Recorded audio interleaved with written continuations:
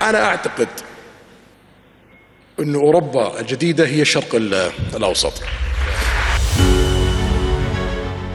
তারা এক সময় ছিল মুসলিম উম্মার হৃদয়, পবিত্র হারাম শরীফের খাদেম, ইসলামী ঐক্যের প্রতীক, কারণ তারাই সর্বপ্রথম ফিলিস্তিনিদের কান্নার প্রতি সাড়া দিয়েছিল। কিন্তু আজ সৌদি আরব বদলে যাচ্ছে এবং এখন পুরো মুসলিম বিশ্ব একটি আশঙ্কায় বাস করা শুরু করেছে। উম্মাকে কি পেছনে ফেলে দিচ্ছে সৌদি রাজত্ব? আসলেই কি ইসরায়েলের সাথে হাত মিলিয়েছে সৌদি আরব?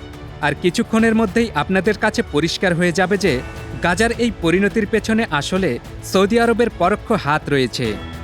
আসুন ফিরে তাকাই 2018 সালে, একটি নিঃশব্দ কিন্তু ঐতিহাসিক পদক্ষেপ। সৌদি আরব পেছনের দরজা দিয়ে সবার অগোচরে ইসরায়েলের সাথে কূটনৈতিকভাবে মেলামেশা শুরু করে এবং তারা একটা খসড়া চুক্তিতে একমত হয়, যার ফলে প্রথমবারের মতো সৌদি আরব তাদের আকাশপথ খুলে দেয় ভারতের একটি বিমানের জন্য, গন্তব্য তেল আবিব, ইসরায়েল।